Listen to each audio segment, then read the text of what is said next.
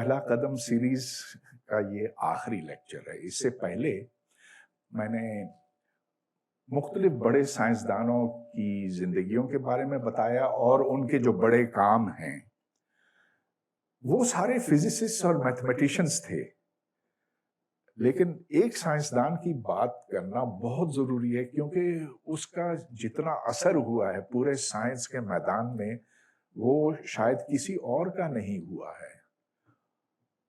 وہ فزسسٹ نہیں ہے، میتھمیٹیشن نہیں ہے، بایولوجسٹ ہے، اور بہتر تو یہ ہوتا کہ کوئی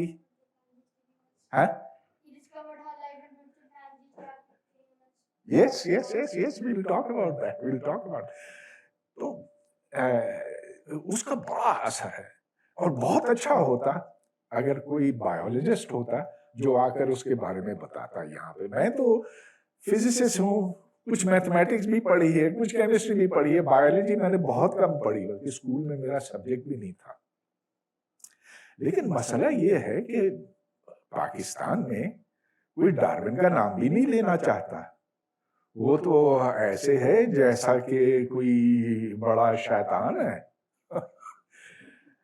تو بہتر یہ ہے کہ ہم ان تعصبات کو ایک طرف چھوڑیں اور یہ دیکھیں کہ اس نے کیا، جیسا کہ اس نوجوان کو پتا ہے کہ اس نے کیا کیا، لیکن چلو بہت سی باتیں ہیں ڈارون کے بارے میں جو جاننا ضروری ہے۔ تو ایک اچھے کھاتے پیتے گھرانے میں پیدا ہوا تھا۔ اس کے 5 بہن بھائی تھے۔ بچپن ہی میں اس کو بڑا شوق تھا کہ وہ کیڑے مکوڑے، چھپکلیاں، چرند پرند، طرح طرح کے جانور تھے، اور جو ان میں سے بعض ہیں انہیں پکڑے اور ان کا خوب اچھی طرح سے مطالعہ کرے اور پھر ان کی تصویریں بنائے۔ تو بہت سکیچز کرتا۔ باپ نے کہا کہ بیٹے اب تم بڑے ہو رہے ہو تو تمہیں کچھ اب روزگار کا بھی سوچنا چاہیے، تو بن جاؤ پادری۔ اس نے کہا کہ ابا مجھے اتنا اس کا شوق نہیں، تو پھر کیا کرنا ہے تمہیں؟ خیر اس کو پھر یونیورسٹی بھیج دیا۔ یونیورسٹی میں اس کو کوئی خاص پڑھنے لکھنے سے دلچسپی نہیں تھی۔ وہاں بھی انگلینڈ میں طرح طرح کی نباتات، پودے، چرند پرند یہ سب ہوتے ہیں، تو ادھر بھی اس کا یہ شوق جاری رہا۔ پھر اس کے ایک چچا نے کہا کہ تمہیں اتنا ان چیزوں سے شوق ہے، ان جانداروں سے شوق ہے، تو دنیا کی سیر کیوں نہیں کرتے ہو؟ تو یہ اس کی زندگی میں، وہ 23 سال کا تھا اس وقت، اس نے دنیا کا سفر شروع کیا۔ 1 2 3 بار گیا، اور اس سمندری جہاز پہ HMS بیگل کئی سال اس نے لگائے۔ ذرا آواز کم کر۔ کئی سال اس نے لگائے، اور جو اس کا بڑا کام، جو اس کے بڑے اہم مشاہدات ہیں، وہ ساؤتھ امریکہ کے ہیں، جنوبی امریکہ کے ہیں۔ تو یہ HMS بیگل وہاں پہنچا۔ میں آپ کو بتاتا ہوں کہ یہ اس کی جو سب سے اہم ڈسکوریز ہیں وہ کہاں ہوئی تھی۔ وہ اس جگہ ہوئی تھی، گیلاپیگوس آئلینڈز، جو ایکویڈور سے تقریباً 500 میل دور ہے۔ اور اس پورے ساحل کا یہ جہاز معائنہ کرتا گیا۔ وہ کبھی سمندر کچھ فاصلے پر ہوتے تھے، چند میل دور ہوتے تھے، پھر ادھر جاتے تھے، کئی دن ادھر رہتے تھے، کئی ہفتے رہتے تھے، اور اس طرح سے انہوں نے دیکھا کہ وہاں پر ساحل کیا پتھر ہیں، پہاڑ ہیں، ادھر کس قسم کے چرند پرند جانور رہتے ہیں۔ اور ڈارون ہر چیز کے نوٹس لیتا تھا، تصویریں بناتا تھا۔ اب اس نے جب وہ یونیورسٹی میں تھا، اس کے آس پاس ایسے لوگ تھے جو یہ سوال اٹھاتے تھے کہ آخر زندگی کا آغاز کیسے ہوا، یہ سارے جاندار کہاں سے آئے. اور ایک طرف تو وہ لوگ تھے جو چرچ کو پوری طرح سے مانتے تھے، وہ کہتے تھے کہ وہ پلک جھپکتے میں ایک دم سب کچھ بنا. دوسری طرف اب سائنس کا دور آیا تھا اور وہاں جیولوجی کی سائنس شروع ہوئی تھی، ارتھ سائنسز شروع ہوئی تھی. تو اس میں چارلز لائل تھا اور ڈارون اسے کافی مانتا تھا، اس کی کتابیں اس نے پڑھی تھیں. اچھا، جب یہ ادھر کہیں تھے، ایکویڈور کے آس پاس ادھر کہیں تھے، تو ایک دن، اور یہ بات ہے 1835 کی، اور یہ جون، یہ اس دن 20th of February 1835 ایک آسمان میں بڑی تیز روشنی اس کو دکھائی دی، جیسا کہ کوئی بہت بڑا بم پھٹا ہے. اور حالانکہ یہ بہت دور تھے ادھر سے، لیکن یہ ایک آتش فشاں تھا، آتش فشاں پہاڑ جو پانی کے نیچے تھا، لیکن اس نے وہ اتنے زور سے پھٹا کہ اس کا لاوا اوپر تک گیا. اچھا، ڈارون کو بعد میں پتا چلا جب وہ سفر سے واپس آیا انگلینڈ کہ اسی وقت 2 اور آتش فشاں پھٹے تھے اور وہ مختلف جگہوں پر پھٹے تھے. اچھا، یہاں جو آپ دیکھ رہے ہیں یہ پہاڑ ہے، اینڈیز ماؤنٹنز ہیں. یہ اتنا بڑا زلزلہ تھا، 8.5 ریکٹر اسکیل ہے. تو پتہ نا کہ زلزلے کچھ ہلکے ہوتے ہیں، کچھ بہت تیز ہوتے ہیں، تو ان کو گریڈ کرتے ہیں ریکٹر اسکیل پر. تو یہ تو ایک بہت ہی بڑا، بہت طاقتور زلزلہ تھا، 8.5. اس کے چند دن بعد HMS بیگل ساحل پر پہنچا اور وہاں ڈارون نے یہ دیکھا کہ جو زمین ہے وہ 3 میٹر اوپر جا چکی ہے. یعنی کہ پورا جو جنوبی امریکہ ہے وہ اوپر اٹھا ہے 3 میٹر سے. whole land has been lifted up. اچھا، تو اب جب آپ نزدیک سے دیکھتے ہیں تو ڈارون نے یہ دیکھا کہ ادھر پرانے وقتوں کے ڈھانچے ہیں، جانوروں کے ہیں، مچھلیوں کے ہیں، کچھووں کے ہیں، اور پورا جو ریکارڈ ہے زمین کا، کتنے صدیوں کا ریکارڈ، لاکھوں سالوں کا ریکارڈ، وہ اس کے سامنے آ گیا. اور اس نے دیکھا، اب وہ ڈارون ہر چیز کو نوٹ کرتا تھا اور وہ ہر چیز کا ریکارڈ رکھتا تھا. اور پھر اس نے دیکھا کہ جو مختلف جو ایک سمجھ لیں کہ قسم کا جانور ہے، جیسا کہ کچھوا ہے، وہ کچھوا پہلے کیا تھا اور اب کیا ہے، کہ اس کا کیسے ارتقاء ہوا، کہ کیسے اس کی شکل و صورت بدلتی چلی گئی وقت کے ساتھ ساتھ. اس سے اس کے ذہن کچھ خیال آنے لگے، لیکن وہ خیال اس وقت پختہ ہوئے جب یہ گیلاپیگوس آئلینڈز پر پہنچا. تو یہاں سے یہاں تک کا فاصلہ وہ 500 میل ہے. یہ کوئی 27 جزیرے ہیں، 27 آئلینڈز، اور یہ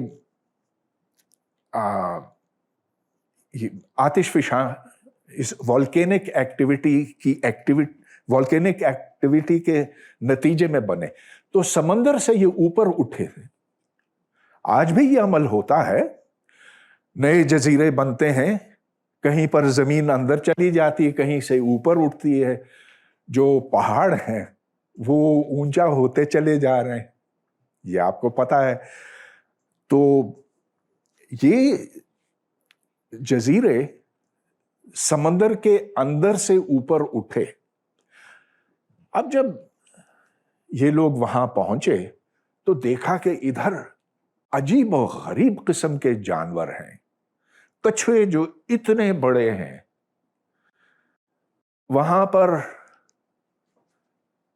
یہ چھپکلی، اچھا آج کل بھی یہ چھپکلیاں وہاں پر ہیں، اگر کوئی جا کر دیکھنا چاہے نا تو اس کو کتنے، کوئی 150 سال ہو گئے، 200 سال، کوئی زیادہ وقت نہیں ہوا، یہ جانور، یہ چھپکلیاں، یہ پرندے، یہ سارے کے سارے وہاں ہیں، اور اس کو بہت اچھی طرح سے پریزرو کیا گیا، کیونکہ دس از اے نیچرل ریسورٹ، اور نیچرل ریسورٹ میں آپ ممکنہ حد تک کوشش کرتے ہیں کہ اس کو خراب نہ کیا جائے، تو بہت کم جگہیں ایسی رہ گئی ہیں دنیا میں، ٹورسٹ پھر بھی جاتے ہیں وہاں پر، امید کرتا ہوں کہ بس ان کو ریسٹرکٹ کیا گیا کہ آپ ادھر نہیں جا سکتے، صرف ادھر جا سکتے۔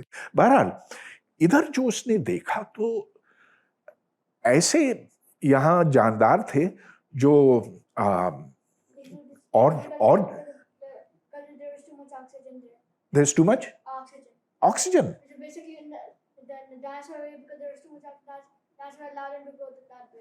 No, it's not a question of oxygen. No, you'll have to be a little more patient. I'll tell you what happened.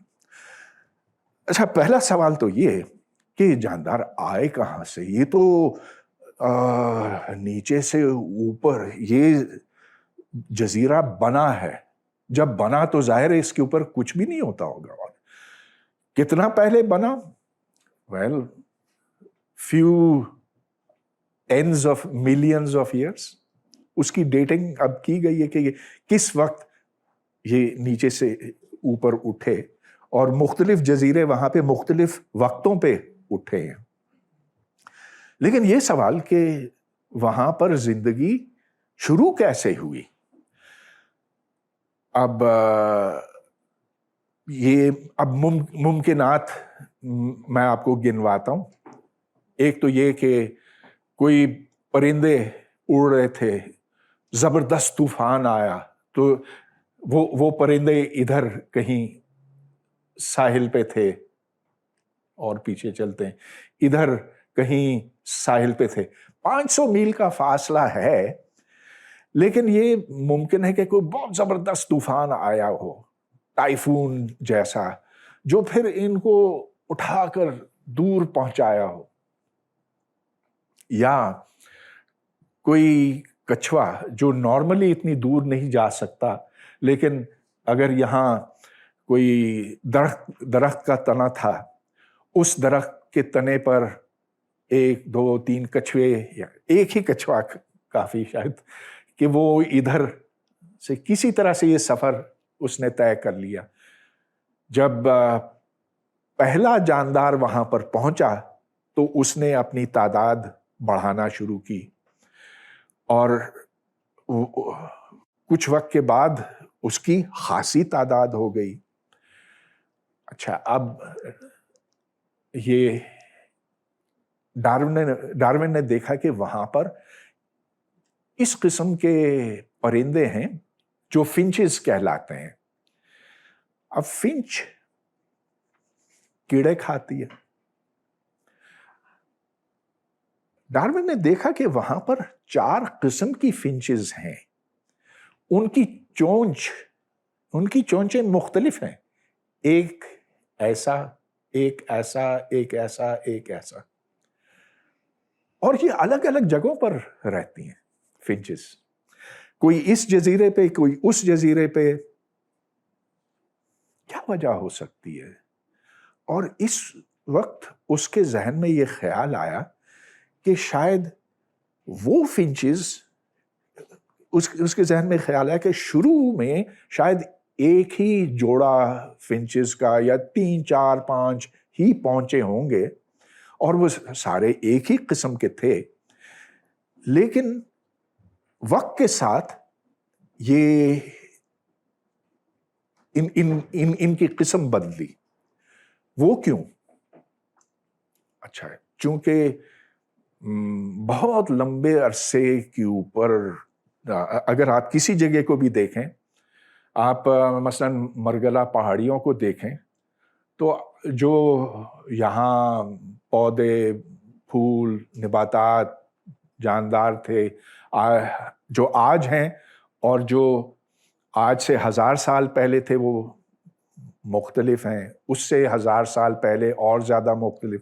تو اس جگہ میں فزیکلی کوئی فرق آیا اور کچھ ایسے جزیرے تھے جہاں مٹی سخت ہو گئی، مٹی زیادہ سخت تھی، تو ادھر اس طرح کی فنچز کو خوراک زیادہ آسانی سے مل سکتی ہے، کیونکہ جس کی چونچ لمبی ہوتی ہے وہ زیادہ زور سے زمین میں اس کو ڈگ کر کے اس کیڑے کو باہر نکال سکتا. تو they are all worm eating birds. اس کے برعکس جس جزیرے پہ کوئی ایسی خوراک تھی جو سطح کے اوپر تھی، وہاں اس طرح کی چونچ کی ضرورت نہیں، یہ کافی. اب یہ چونچ بڑی بھی ہے اور اس کا کوئی فائدہ نہیں اس خاص ماحول کے لیے، اس خاص مٹی کے لیے. اب اس طرح کے شواہد جب ڈارون کے سامنے آنے لگے تو اس نے اس اصول کے بارے میں سوچا. اس نے سوچا کہ وہ جاندار اپنی تعداد بڑھانے کے قابل ہو جاتے ہیں جو ایک مخصوص ماحول کے لیے مخصوص ماحول کے لیے سوٹیبل ہوں. تو اس کے برعکس وہ جاندار جو ایک ماحول میں فٹ نہیں آتے، جہاں ان کو خوراک مہیا نہیں ہوتی، وہ پھر کم ہوتے چلے جاتے ہیں اور یہ بھی ممکن ہے کہ ان کی نسل ہی مٹ جائے. تو ماحول یہ طے کرے گا، the environment will determine which species will prosper. تو اس کو پرنسپل آف نیچرل سلیکشن کہتے ہیں. اچھا، اس کے بڑے دورس نتائج ہیں. اس کا مطلب یہ کہ نئی قسم، نئے جاندار جنم لیتے ہیں، جبکہ پرانی سوچ یہ ہے کہ سب کچھ ایک ہی وقت پہ بنا. زمین بھی ایک وقت پر بنی، جتنے جاندار ہیں، جتنے چرند پرند جانور اور انسان، یہ سب ایک وقت پہ بنے. لیکن اب یہ جو پرنسپل آف نیچرل سلیکشن، یعنی کہ فطرت کا یہ بنیادی قانون ہے کہ جو جاندار ایک مناسب ایک صحیح ماحول میں رہتا ہے وہ اپنی نسل آگے بڑھا سکتا ہے، جو باقی ہیں وہ ختم ہوتے چلے جائیں گے. لہذا یہ ایک بڑا مضبوط اصول ہے، اور یہ ڈارون کو اس وقت خیال آیا جب وہ گیلاپاگوس آئلینڈ پر تھا. تو جب واپس وہ انگلینڈ پہنچا تو اس نے اپنا سفر نامہ لکھا اور بہت اس میں تفصیلات تھیں، اور یہ بتایا کہ ایگزیکٹلی میں نے کیا دیکھا، کب دیکھا، کہ اس کی تصویر یہ ہے. اور وہ اس زمانے میں کیمرہ تو ہوتے نہیں تھے، وہ سب ہاتھ سے تصویریں بناتا تھا اور بہت ایکوریٹ تصویریں بناتا تھا. ان کے ڈائمینشنز بھی لکھتا تھا. جو وہاں کچھوے ہیں یا خرگوش ہیں یا جو بھی اس نے دیکھا، اس نے ساتھ یہ بھی بتایا کہ ان کی خوراک کیا ہے. لہٰذا اس نے ایک پوری جامع تصویر لوگوں کے سامنے پیش کی. اس کے بعد بڑی اس کی مقبولیت تھی. وہ اس کو جگہ جگہ بلایا جاتا تھا لیکچر دینے کے لیے، اور اس نے جو اپنا سفر نامہ لکھا تھا وہ ایک بیسٹ سیلر بن گیا ہے انگلینڈ میں، پورے برطانیہ میں.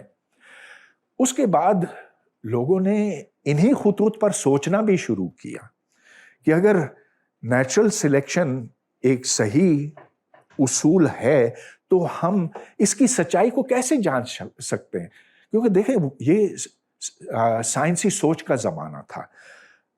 फ्रांसिस बेकन उससे कोई 150 साल पहले ये बता चुका था कि साइंसी तरीक़ाकार क्या होता है।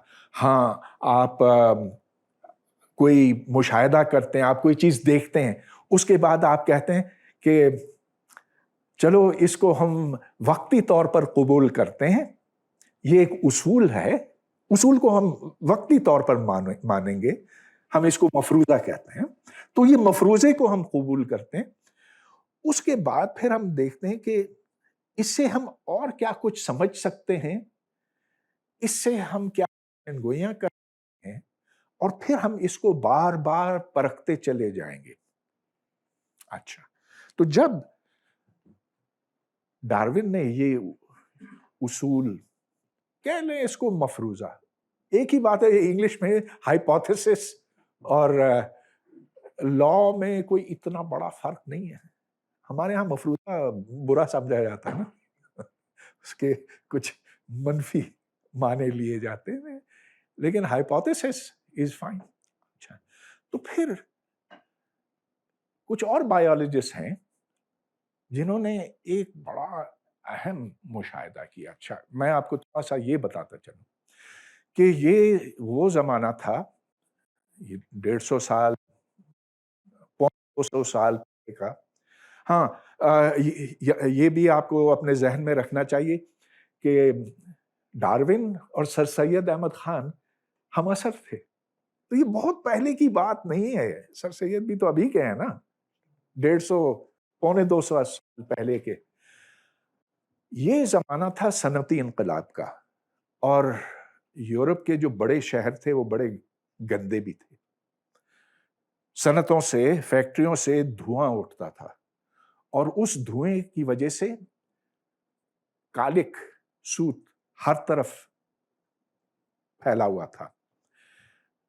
तो इस चीज को सामने रखते हुए जो मुशाहिदा अब मैं आपको जिस तजर्बे के बारे में मैं आपको बताने वाला हूं, वो ये बात बड़ी अहम बनती है।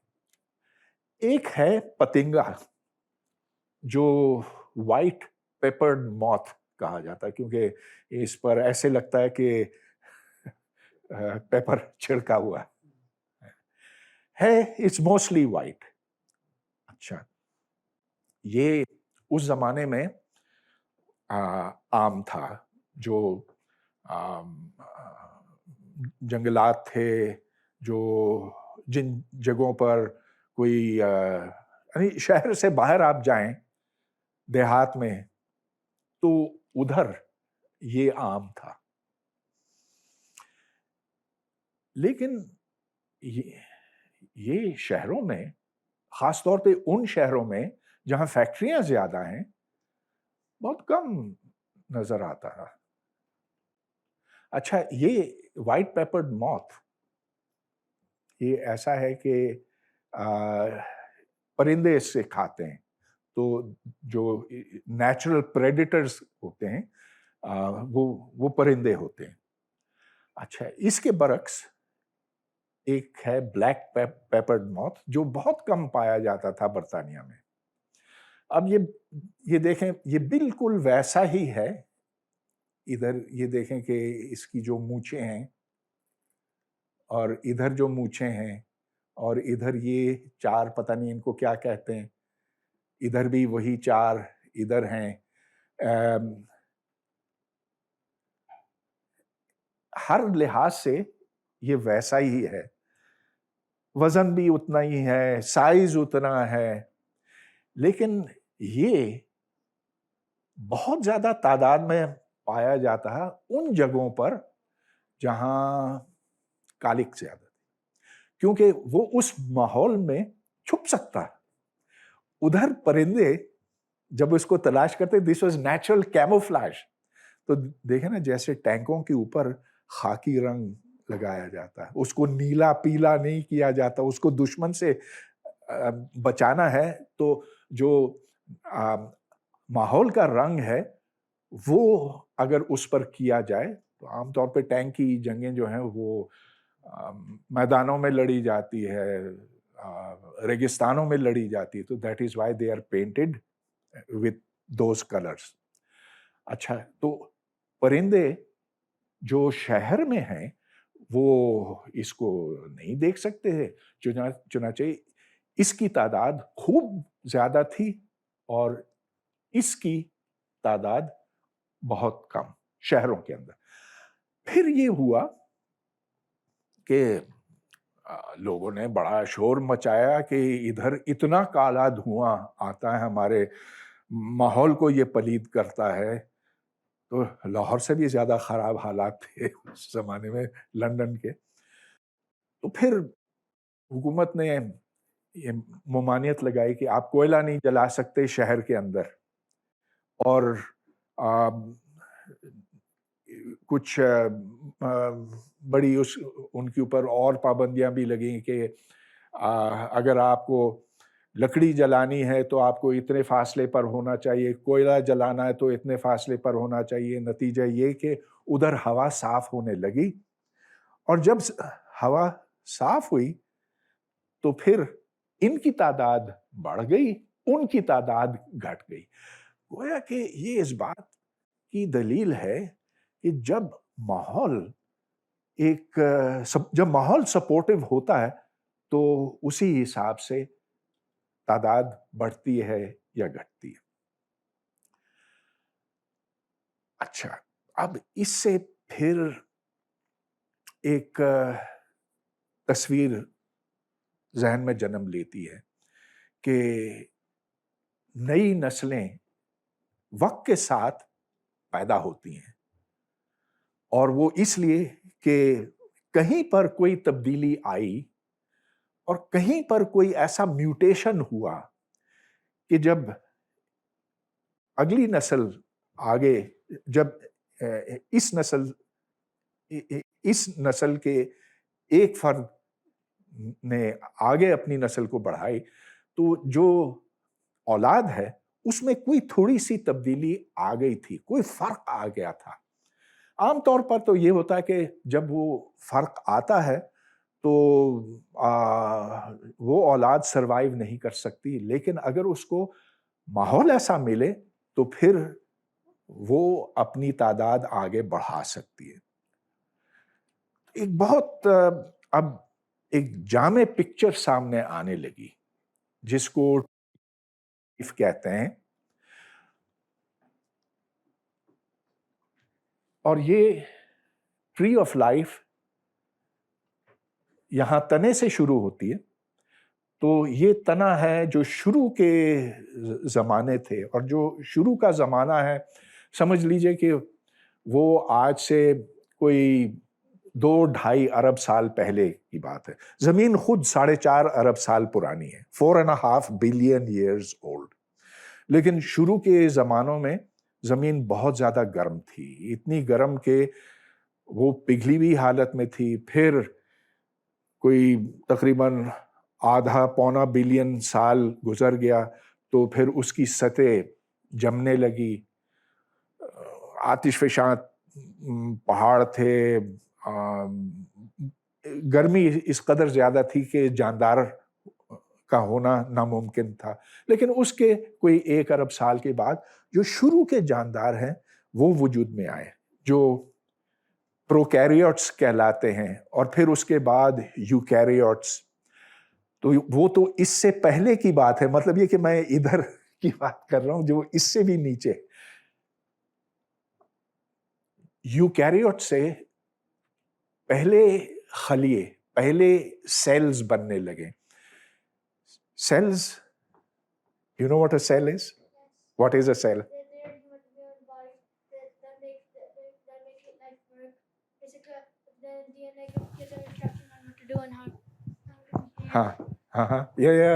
Tell us again.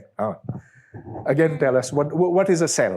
Every mammal has a cell, except for even bacteria have some cells which also have some DNA, which are some RNA as well. Oh my goodness, you are so advanced. You are so advanced. I'll have to go slow on this, okay?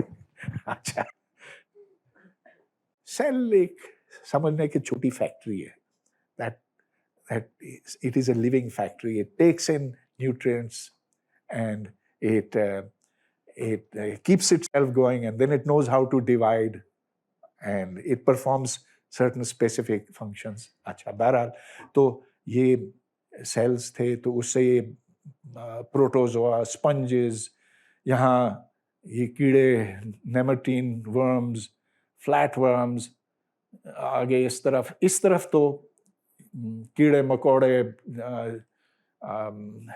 मकड़ियाँ, इधर केकड़े, ये सारे, तो वो इस शाख पे निकल गए, कोई इस शाख पे, फिर शाख दर शाख निकलती चली गई।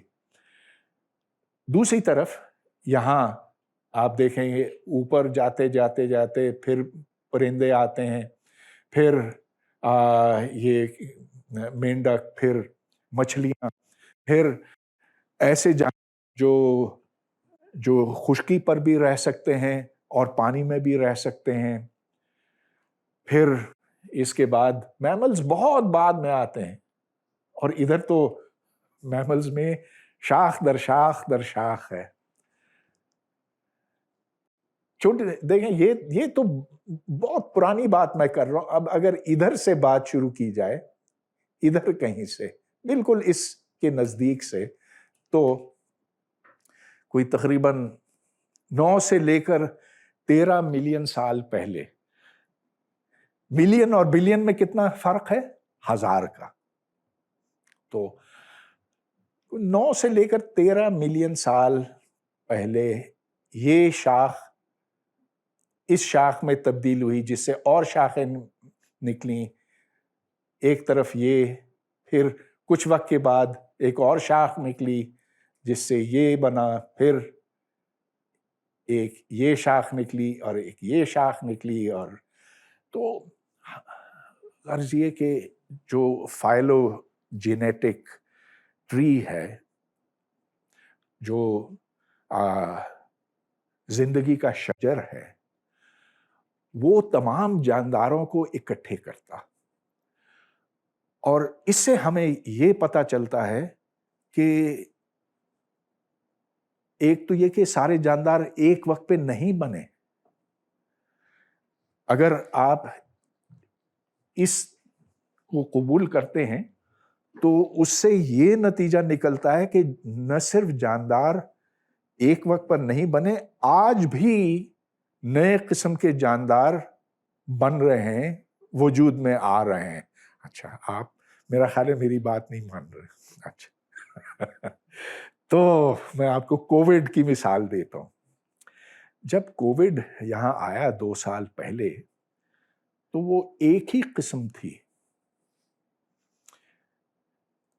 लेकिन वक्त के साथ उसकी कहीं पर कोई म्यूटेशन हुआ। मतलब ये कि उस वायरस के अंदर कहीं पर किसी वजह से कोई तब्दीली आ गई।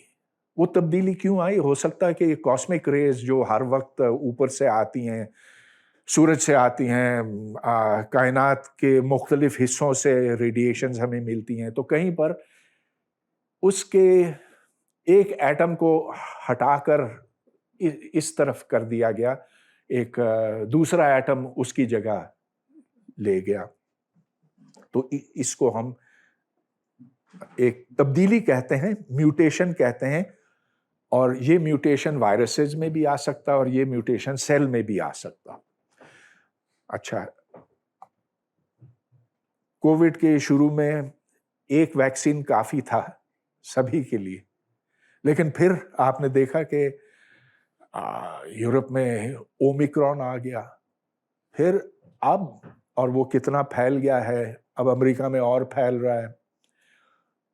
अब ये ओमिक्रॉन उस वक्त तो मौजूद नहीं था, और जो अब तो सैकड़ों मुख्तलिफ किस्म के वायरसेस हैं जो उस एक बुनियादी वायरस से शुरू हुए थे। तो ये माइक्रो एवोल्यूशन तो हम अपने सामने देख रहे हैं। हमें बस उसके लिए इलेक्ट्रॉन माइक्रोस्कोप की जरूरत है और कुछ नहीं। आप एक माहौल दें किसी एक वायरस को, फिर ये देखें कि उसकी इकसाम किस तरह से बनती चली जाती हैं। اس میں تو ہمیں کچھ دن لگتے ہیں, کچھ ہفتے لگتے ہیں, کچھ مہینے لگتے ہیں. اومیکرون کو آئے ہوئے کتنا وقت لگا؟ کچھ سال لگ گیا شاید, ہاں کچھ مہینے لگ گئے, کچھ سال لگ گئے, 1 سال لگ گیا. لیکن یہ لاکھوں کیا 2 ارب سال پر محیط ہے. So it takes much more time for macro evolution, very little time for micro evolution. اور اس میں بھی دیکھیں وقت لگا یہاں سے یہاں تک پہنچنے میں. ہم جہاں ہیں تو ادھر سے کوئی 10 ملین سال لگے, لیکن 10 ملین سال کیا ہے؟ کچھ بھی نہیں ہے. اگر آپ دیکھیں تو زندگی شروع ہوئی کوئی 3 ارب سال پہلے. So that's 3000 million years. جب ڈارون وہاں پہنچا اس کے بعد اس نے وہ کچھ بیمار پڑ گیا. اس نے لکھنا پڑھنا تو شروع کر دیا. اس نے اپنے ریزلٹس تو لکھ لیے, ریسرچ بھی کر رہا تھا, اپنی کتاب بھی اس نے لکھی, لیکن وہ پبلش نہیں کرنا چاہ رہا تھا. اس نے کہا کہ میں اگر یہ چھاپ دوں گا تو یہ لوگ میرے پیچھے پڑ جائیں گے. اس کی جو تحقیق تھی وہ اس قدر مشہور ہو گئی تھی کہ جہاں وہ جاتا لوگ اس کو پہچانتے تھے. اب جب کتاب پبلش کرنے کی بات آئی تو وہ ہچکچانے لگا. خیر اس وقت ایک اور بایولوجسٹ تھا, الفریڈ رسل والیس, یا الفریڈ والیس رسل, ہاں. اس نے ایک مضمون لکھا, وہ بھی ارتقاء آدم کے بارے میں, زندگی کے ارتقاء کے بارے میں. اور وہ مضمون اس نے ڈارون کو بھیج. ڈارون نے جب دیکھا اس نے کہا یہ تو میرا کام ہے, میں نے چھاپا نہیں ہے لیکن ہے تو ساری وہی چیز جو میں نے زندگی بھر کیا. تو اس نے والیس کو خط لکھا. اس نے کہا کہ دیکھو تم نے بڑا اچھا کام کیا ہے, کافی اس میں سے کام آزادانہ طور پر کیا گیا, لیکن بہت سا کام وہ ڈارون کا تھا. اور والیس نے بھی یہ اعتراف کیا تھا, بلکہ ایکنالج کیا تھا کہ ہاں یہ کام ڈارون کا ہے. تو پھر ڈارون نے کہا کہ چلو ہم مل کر لکھتے ہیں. تو انہوں نے ایک جوائنٹ پبلیکیشن کی, اور پھر ڈارون نے اپنی جو تفصیلی کتاب ہے جو کوئی 300 صفحوں پر مشتمل تھی وہ چھاپ دی, اوریجن آف دا اسپیشیز. اس کے بعد تہلکہ مچا پورے برطانیہ میں. اور یہ دیکھیں اس زمانے میں جو عام لوگ تھے برطانیہ میں اور پورے یورپ میں, وہ سائنسی معاملات میں بہت دلچسپی لیتے تھے. تو یہ بات ہے جون 1860 کی, اور اس وقت 700 لوگ ایک ہال میں موجود تھے, جس میں ایک طرف نظریہ ارتقاء کے حامی, دوسری طرف اس کے مخالفین. مخالفین میں زیادہ تو مذہبی لوگ تھے, اور ایک تھا بشپ آف آکسفورڈ جس کا نام تھا سیموئل ولبر فورس. ڈارون اس چیز میں نہیں پڑھنا چاہتا, اس کی طبیعت بھی ٹھیک نہیں تھی, ویسے بھی وہ فطرتاً کوئی لڑنے جھگڑنے والا آدمی تھا نہیں, اس کی بیوی انتہائی مذہبی تھی. اس نے کہا یار میں اس میں نہیں پڑھتا. اس نے ٹامس ہکسلی سے کہا کہ تم میری جگہ پر جا کر بات کر لو. اچھا, وہ ایک بڑا بریلینٹ سائنٹسٹ تھا, مصنف بھی تھا, اور اس نے ڈارون کی جگہ لے لی. اچھا, تو this is one of the most famous debates of history which happened.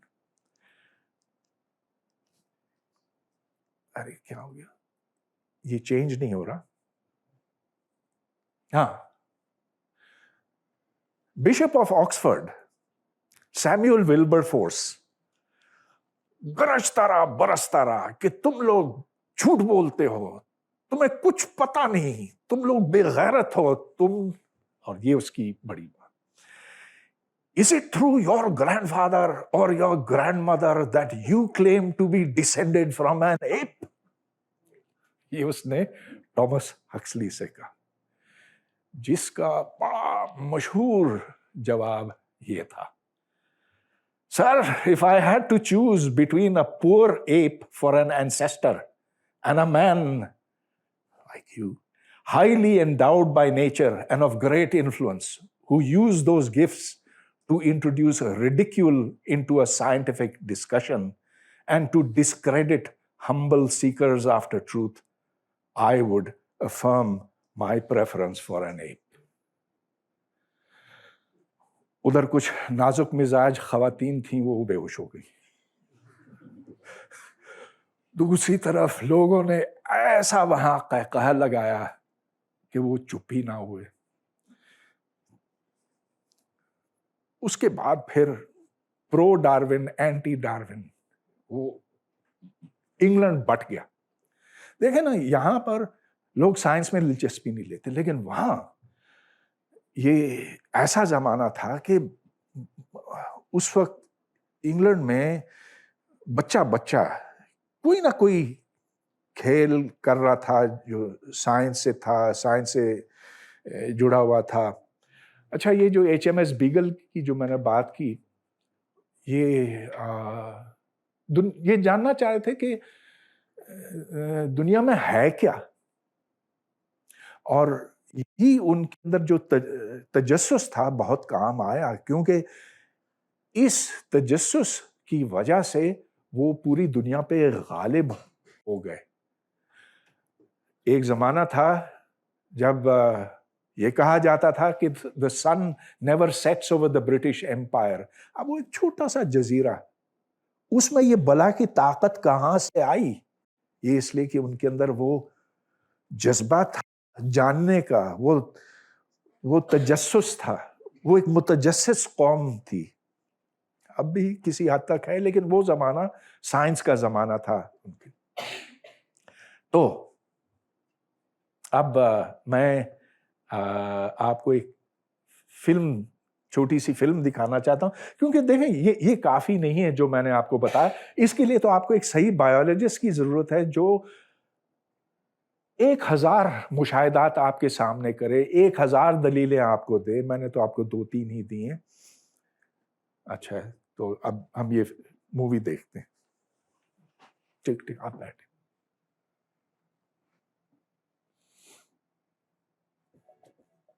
It clearly presents. What is the evidence for evolution?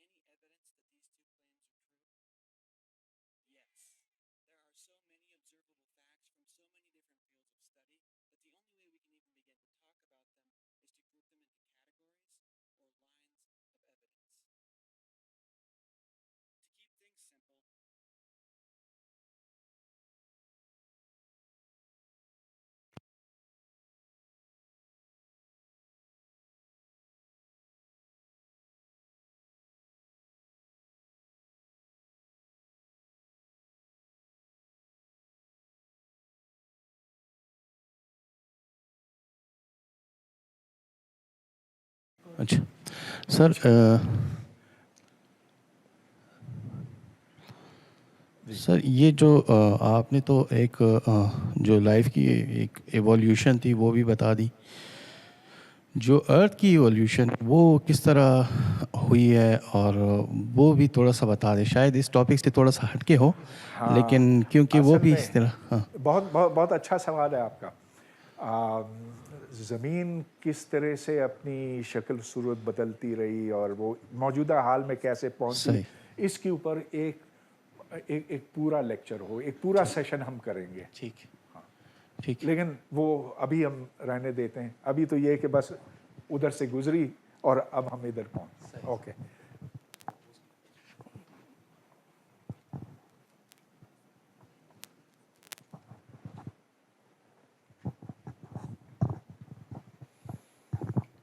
سر میں کوشچن پوچھوں؟ یار یہ ابھی شروع. اچھا چلیے. سر میرا کوشچن یہ ہے کہ یہ جو ڈاروین کا پرنسپل ہے دی فٹیسٹ ول سروائیو، تو اس کے مطابق کچھ لوگوں کی یہ رائے ہے کہ روبوٹس ایک دن کانشیسنیس گین کریں گے اور اس دنیا پہ وہ راج کریں گے، ہیومنس ول ایکسٹنکٹ. تو اس میں کیا کس حد تک حقیقت ہے and sir? understood. Well, it depends on who is in control and whether we let the robots take over us or not. So, are we ready? Achha.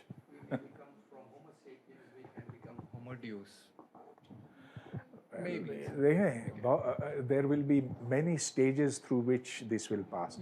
اب یہ عین ممکن ہے کہ اگلے 10 نہیں لیکن 20-30-40 سال میں ہم چپ امپلانٹ سے اپنی دماغی قوت بڑھا سکیں. اس صورت میں وہ آپ کا حافظہ بہتر ہو سکتا ہے. ہو سکتا ہے کہ آپ جہاں حافظہ بہتر ہوتا ہے وہاں آپ کی ایفیشنسی بھی بڑھ سکتی ہے. آگے جا کے اور تبدیلیاں لائی جا سکتی ہیں صرف چپ امپلانٹ سے نہیں لیکن جینیٹک انجینئرنگ سے. تو ایک طرف تو یہ ہو سکتا ہے کہ زیادہ ایفیشنٹ زیادہ انٹیلیجنٹ ہیومنس پیدا کیے جا سکیں. دوسری طرف سے روبوٹس کی بات آ سکتی ہے. روبوٹس اب بھی ان میں وہ صلاحیتیں نہیں ہیں جو انسانوں میں ہیں، خاص طور پر موومنٹ کے لحاظ سے.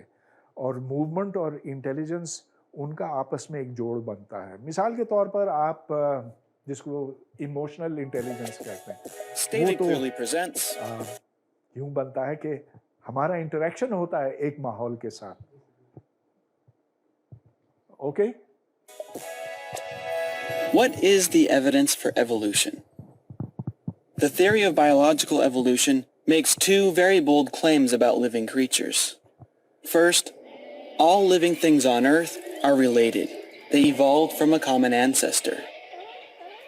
Second, the evolution of living things is powered by natural processes, things which can be studied and understood. But is there really any evidence that these two claims are true? Yes.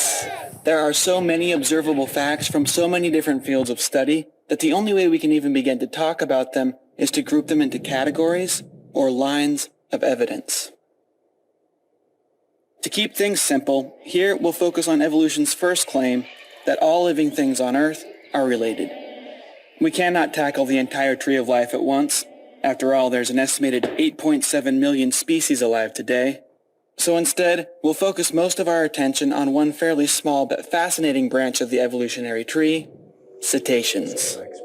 This branch includes whales, dolphins, and porpoises. Biologists tell us that all these creatures are closely related, and that the entire group evolved from an ancient four-legged land mammal. Instead of taking their word for it, let's look at the facts. We'll start by looking at a few from the field of comparative anatomy, the study of differences and similarities between living things.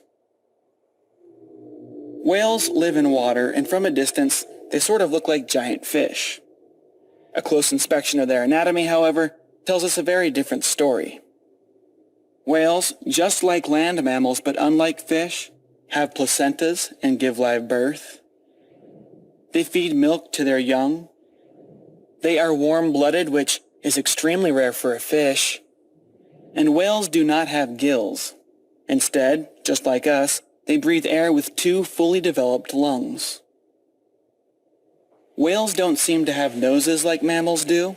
Instead, they breathe through blowholes coming out the tops of their heads. Some whales have two blowholes which almost look like nostrils. But dolphins and porpoises only have one. Surprisingly, if you look at their skulls, you find that the blowhole splits into two nasal passages inside the head. Could it be that the blowhole is actually a highly modified mammal nose? It looks that way, but we'll need more evidence to be sure. Many whales have hair, just like land mammals. In this photograph, you can actually see the whiskers of this baby gray whale as he rests his chin on mama's back. Strangely, whales have arm, wrist, hand, and finger bones inside their front flippers. Here's a photo of these bones, the same bones that bats, hippos, and people have in their front appendages. 1 bone, 2 bones, wrist, hand, and finger bones. Modern whales do not have back legs, but they do have a strange pair of bones where the hind legs should be. Here's a picture of these bones from a bowhead whale. They almost look like shriveled hip, thigh, and shin bones. This one even has a ball and socket joint between the hip and thigh bone, just like the ball and socket joint in your own hip. Is this resemblance a mere coincidence, or are these real leg bones? Perhaps leftovers from the whale's evolutionary history. Before we draw any bold conclusions, let's see if a completely separate line of evidence will confirm our suspicions. Embryology is the study of how creatures develop before being born or hatching from an egg. Here we see a dolphin and a human embryo side by side at similar stages of development. Notice that they both have what look like arm buds and leg buds. In humans, the leg buds grow to become legs. In whales, they grow for a while but then stop, effectively fading away as the rest of the whale continues to grow. These are all photographs of a common dolphin at different stages of growth. Notice that early on, we see 2 nostril grooves on the front of the face, just like you'd expect in a puppy or a human. As the dolphin continues to grow, the nostrils migrate to the top of the head and fuse together, becoming the dolphin's blowhole. So far, we have multiple facts from 2 independent lines of study, comparative anatomy and embryology, that are both telling us the same story. The ancestors of whales were once 4-legged land creatures. Will the fossil record act as a third witness, confirming this idea? These are 2 species of extinct basilosaurid whales. These animals are known from multiple well-preserved skeletons, and they appear to have lived side by side, roughly 34 to 40 million years ago. In this photograph, we're looking down at the top of a basilosaurid skull. This is not a model or a cast. These are the actual bones which were pulled from the ground. Notice that the nasal opening is not on the top of the head like those of modern whales, and not at the end of the snout like those of land mammals. Instead, it's right in the middle. This is an intermediate species, exactly what evolution tells us we should find. At the back end of a basilosaurid's body, there are small, yet fully developed hips, legs, ankle, feet, and toe bones. These legs are far too small for walking on land, but they may have been useful while mating or for scratching away parasites and itchy skin. Evolutionary theory tells us that the further we go back in time, the harder it should be to distinguish whales from normal land mammals. Meet Maiacetus. The hip bones of Maiacetus seem sturdy enough to walk on land, but this animal is considered to be a whale for many reasons. Their skeletons have all been found among fossils of sea creatures, which tells us they lived in the ocean. Their short legs, combined with long, flat fingers and toes, suggest they were strong swimmers with webbed hands and feet.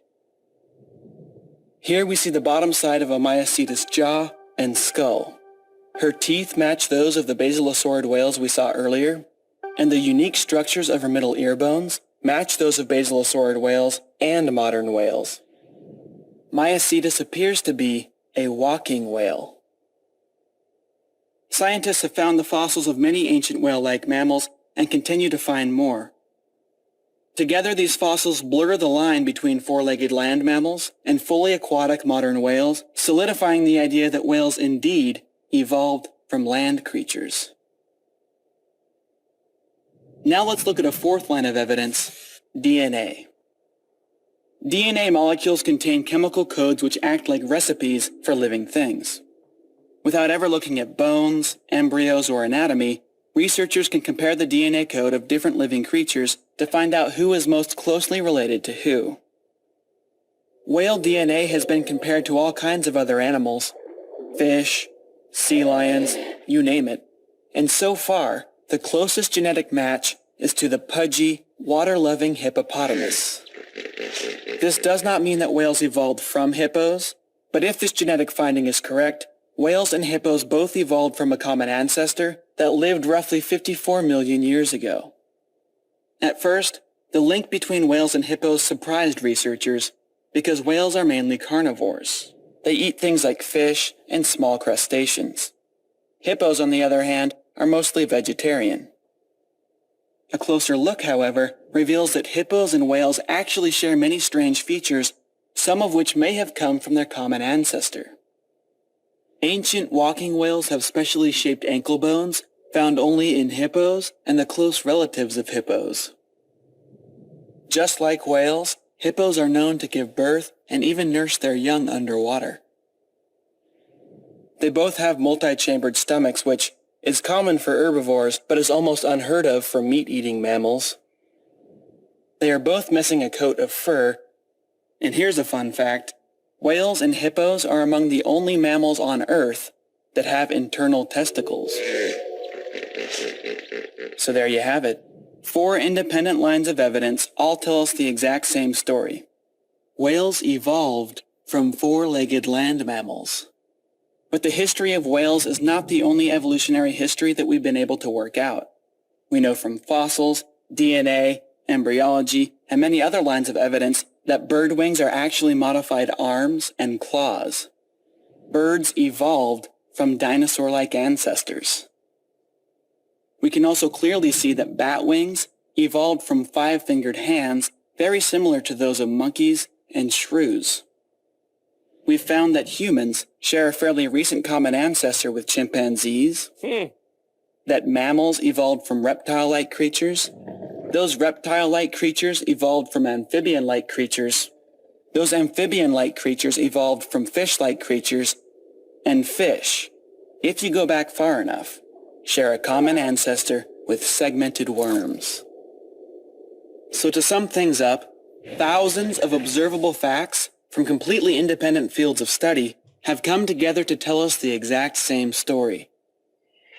All living things on Earth are related. I'm John Perry, and that's a basic overview of the evidence for evolution, stated clearly.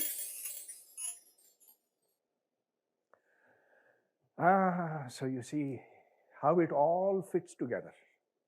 इसकी जो खूबसूरती है कि इस तरफ से जो आपके सामने सबूत आता है उस तरफ से आता है, इसका उससे कोई ताल्लुक नहीं, ये एक दूसरे से आज़ाद है।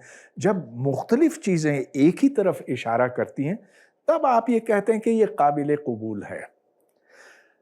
इसका मतलब ये नहीं कि साइंसदान गलती नहीं कर सकता, करते हैं, बहुत से करते हैं। जो डार्विन की गलती थी वो मैं अब मेरे स्लाइड्स, हाँ, ओके।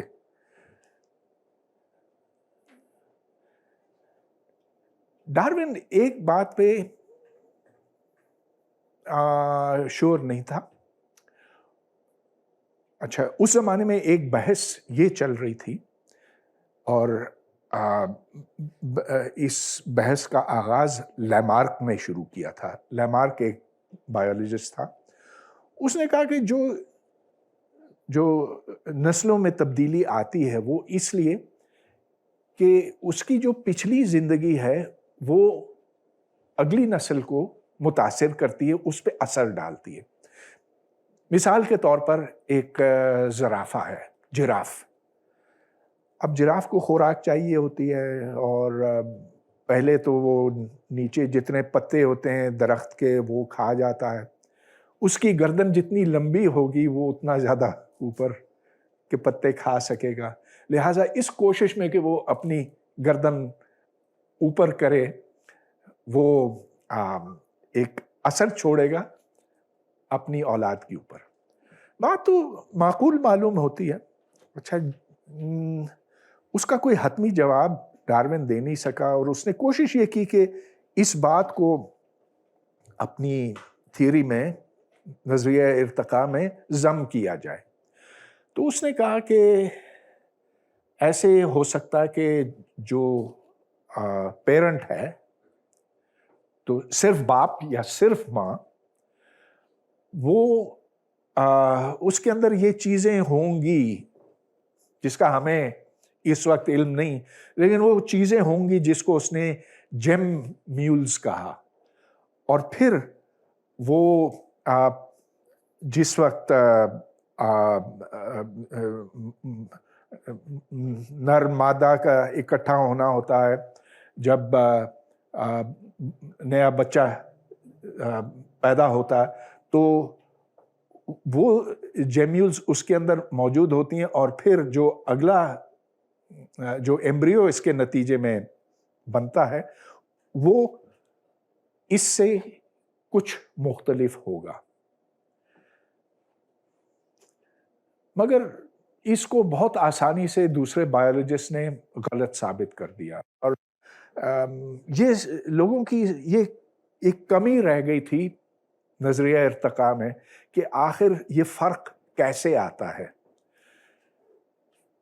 ये फिर सन 1900 की बात है कि एक मंक था। मंक जैसा कि एक पेश इमाम होता है किसी मस्जिद का, ये किसी मॉनेस्ट्री में होता था, क्रिश्चियन मॉनेस्ट्री में होता था, मगर उसको साइंस का बड़ा शौक था, और वो मटर के पौधों के साथ एक्सपेरिमेंट्स किया करता था। तो उसने देखा कि कुछ पौधे जो हैं वो लंबे हैं, कुछ छोटे हैं।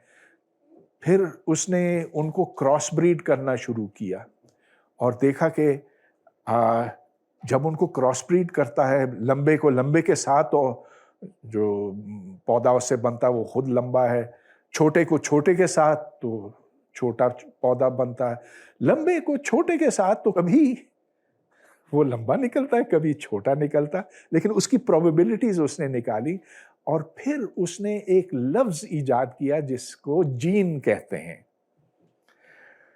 अब वो जीन देखा नहीं गया था, कोई ऐसी चीज नहीं थी जिसे आप देख सकते थे, लेकिन वो एक मफरूजा था, और उसकी प्रोबेबिलिटीज उसने वर्कआउट की। और फिर क्योंकि ये सिर्फ मटर के पौधों पर नहीं, लेकिन बहुत से दूसरे जानदारों पर भी यही थ्योरी अगर लगाई जाए, मेंडल्स थ्योरी ऑफ इनहेरिटेंस, तो उसकी सच्चाई लोगों ने कबूल करना शुरू की। तो 1930s में अचानक डार्विन की थ्योरी जो मांद पड़ गई थी, वो अचानक फिर उठी, और लोगों ने इसके ऊपर ज्यादा तवज्जो देना शुरू किया कि ये आखिर जीन्स हैं क्या, किस चीज के बने हुए हैं। 1950s में एक जबरदस्त इनकलाब आया, और वो डीएनए का। वॉटसन एंड क्रिक, ये दो साइंटिस्ट थे। ये वो जमाना था जब इलेक्ट्रॉन माइक्रोस्कोप भी इजाद हो चुका था।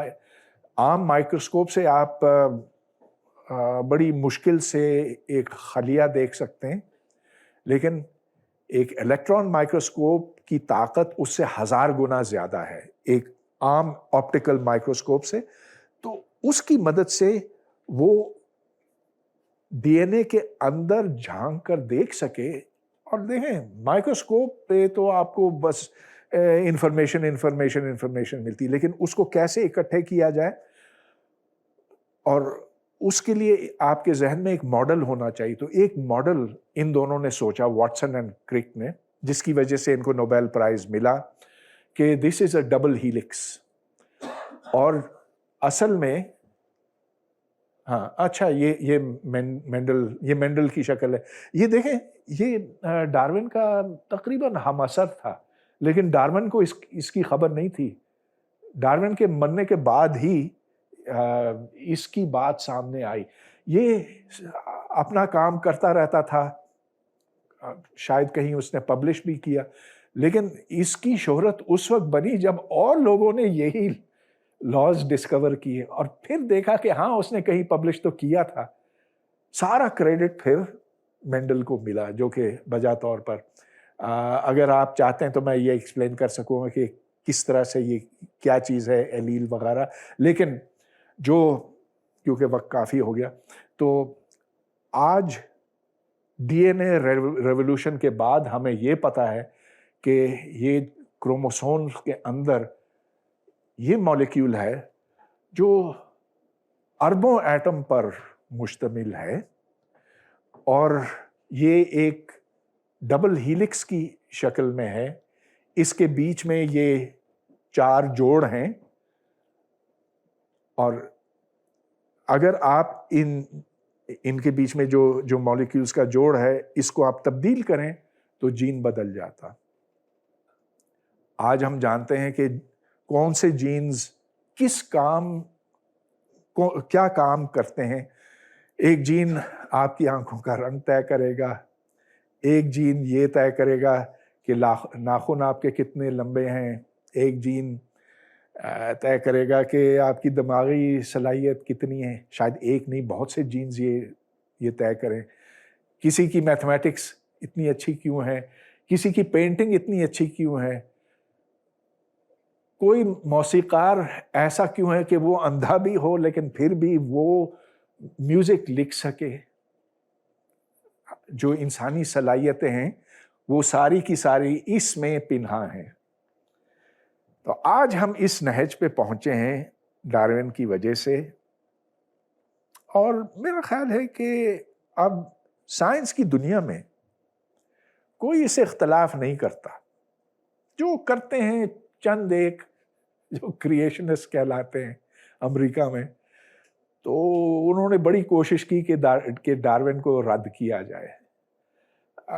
तुर्की में एक होते हैं हारून याया, उन्होंने ऐसी ऐसी चीज़ें घड़ी हुई हैं, और एक साइंसदान भी नहीं है, एक सच्चा सही बायोलॉजिस्ट नहीं है जो उसकी बात मानता हो, क्योंकि उसने झूठ पर झूठ गढ़े हुए हैं। यहाँ तक कि उसकी जो तस्वीरें हैं जो उसने अपनी एक बड़ी किताब में रखी हैं एज प्रूफ अगेंस्ट डार्विनिज्म, वो भी पता चलता है कि they have been tempered with, fake diagrams उसने रखी। तो आज ये एक थियरी की हैसियत रखता है। अच्छा, थोड़ी सी बात मैं आपको ये बताऊं कि हमारे यहाँ उर्दू ज़बान में थियरी को तो बहुत ही एक नाक़िस चीज़ समझा जाता। थियरी का मतलब क्या होता है उर्दू में, तर्जुमा क्या होता है? नज़रिया। अरे भाई, मेरा नज़रिया ये है, मेरा नुक्ता नज़र ये है। साइंस में ऐसे नहीं है। साइंस में थियरी का लफ्ज़ जो है बहुत तकरीम से लिया जाता है। थियरी एक बहुत आला दर्जे की चीज़ है जिसके अंदर बहुत ताकत होती है। तो अगर आप तमाम जानदारों की इब्तदा और मौजूदा हालत को इस डार्विन्स थियरी ऑफ एवोल्यूशन की मदद से समझ सकते हैं, इससे बड़ी चीज क्या हो सकती है। तो इसीलिए मैं समझता हूं कि खुले जहन के साथ इस चीज को समझ लेना चाहिए। जो तासुबात हैं वो हमें अंधा कर देते हैं, आंखों पर पट्टी लगा देते हैं, और फिर हम कुछ सोचने समझने के काबिल नहीं रहते। फिर साइंस की तरक्की के रास्ते भी बंद हो जाते हैं।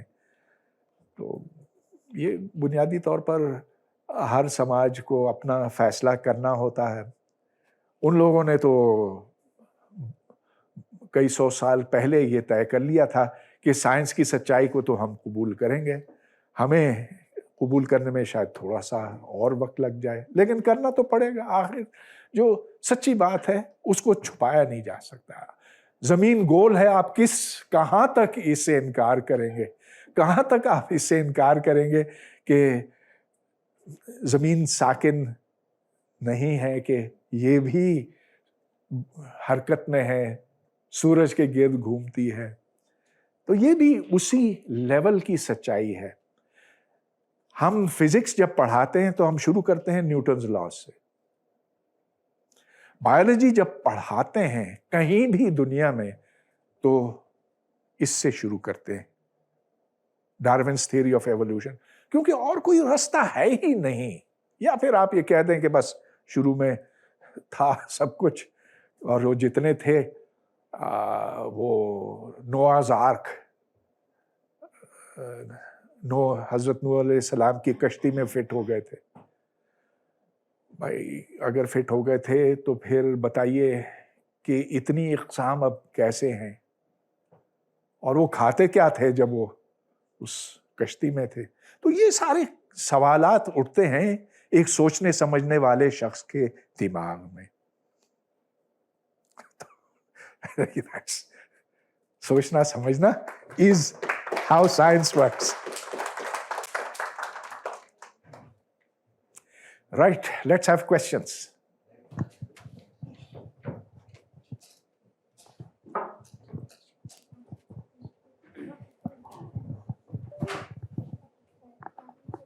सर नेचुरल सिलेक्शन जो है वो मोस्टली देखा गया है कि वो रैंडम है, तो इसके बारे में थोड़ी सी डिस्कशन अगर हम कर लें कि नेचुरल सिलेक्शन कैसे रैंडम है, क्योंकि शुरू में ये एक बहुत ज़्यादा एतराज़ था थ्योरी ऑफ एवोल्यूशन के ऊपर कि इसके अंदर बहुत ज़्यादा रैंडमनेस है, तो इसको हम साइंटिफिकली कैसे एक्सप्लेन करेंगे? हाँ, शुरू में जो एतराज़ था लोगों का वो बिल्कुल वही है जो आप मुझे बता रहे हैं। वो ये कि जैसा कि हर एक जानता है कि मवेशी कैसे पाली जाती हैं, how do you breed cattle, क्योंकि अगर आप एक मेल लेते हैं, फीमेल लेते हैं, स्ट्रॉन्ग मेल वीक फीमेल या स्ट्रॉन्ग फीमेल वीक मेल, तो उससे फिर औलाद को आप ख़ास कैरेक्टरिस्टिक्स दे सकते हैं। एतराज़ ये था कि हाँ ये तो आप कर सकते हैं, ये ब्रीडिंग जो है वो तो सदियों से लोग करते आए हैं, लेकिन आखिर उससे कोई नई नस्ल तो नहीं पैदा होती, कोई नए किस्म का जानवर तो नहीं पैदा होता, उससे कोई मगरमच्छ तो नहीं बनेगा ना, या सांप तो नहीं बनेगा। तो फिर ये फ़र्क कैसे आया? ये रैंडम चीज़ें आपस में कैंसिल हो जाएंगी जैसा कि रैंडम वॉक में होता। उसका जवाब ये है कि जो जीन्स में तब्दीली आती है वो क्यों आती है, वो असबाब मुख्तलिफ हो सकते हैं। मैंने कॉस्मिक रेज की एक मिसाल दी। हर वक्त रेडिएशन आती है बाहर से, ज़मीन में से भी रेडिएशन निकलती है, वो आपके एटम्स को इधर से उधर कर सकती है, ये मुमकिन है। मगर ज़्यादा आजकल इम्कान ये है कि कोई केमिकल्स आपके अंदर दाखिल हो सकते हैं। मिसाल के तौर पर जो लोग सिगरेट पीते हैं, सिगरेट के धुएं से म्यूटेशन होती है, डीएनए में फ़र्क आता है, उससे फिर कैंसर सेल्स बनते हैं। तो ये एक रैंडम चीज़ ना हुई, ये चीज़ आपके अंदर आ गई। अच्छा, अब डीएनए एक दफ़ा बदले तो फिर वो ट्रांसमिट हो जाता आगे, औलाद को ट्रांसमिट होता। अब वो ज़रूरी नहीं है कि जो पेरेंट है वही ऑफस्प्रिंग में फ़र्क आ जाए, लेकिन क्योंकि ये जीन रिसेसिव हो सकता है या डोमिनेंट हो सकता है, पार्टनर के जीन्स के साथ जब मिलाप होता है जो चीज़ बनती है इसके नतीजे में, तो sometimes that is express, sometimes that is not express. Girls ये कि अब रैंडमनेस यूँ ख़त्म हो गई कि एक तब्दीली आ गई, और ये मेंडल्स लॉज के तहत जब दो एलील्स आपस में जुड़ेंगे तो एक उनमें से फिर एक्सप्रेस होगा, दूसरा मान पड़ जाएगा। सो यहाँ से फिर सेल्फिश जीन थ्योरी जो रिचर्ड डॉकिंस की है उसको फिर हम उस तरफ चले जाएंगे। रिचर्ड डॉकिंस की ये बड़ी उम्दा किताब है द सेल्फिश जीन, और उसका मुद्दा ये है कि the gene is a machine with a purpose. उस जीन का मकसद है कि वो अपनी नस्ल आगे बढ़ाए, अपने आप को ज़्यादा रेप्लिकेट करे, और जितनी स्ट्रेटजीज हैं वो सारी उस जीन के अंदर मौजूद हैं।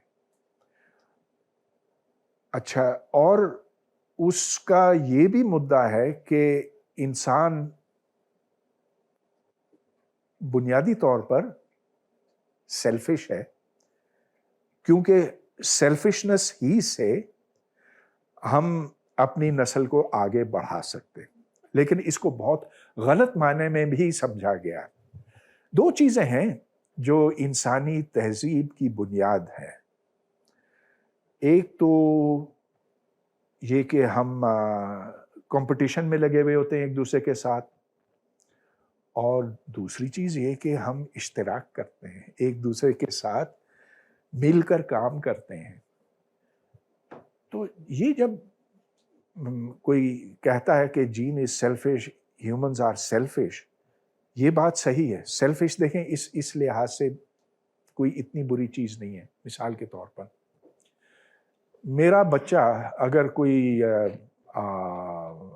ज़्यादा रो रहा हो, मैं कहूँगा अरे इस बच्चे को दूध दे दो, उसको, मेरा बच्चा है, इसको थोड़ा सा प्यार कर लो। किसी और का बच्चा होगा, वो क्यों तंग कर रहा है, उसको चुप करा दो। अच्छा, यानी कि क्योंकि मैं सेल्फिश हूँ, मैं अपनी औलाद से प्यार करता हूँ, मैं चाहता हूँ कि मेरे जीन्स ने मुझ में वो खुदगर्जी पैदा की।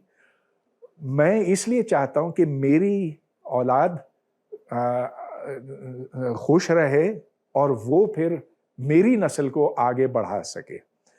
उससे मुझे इतना ज़्यादा गर्ज नहीं।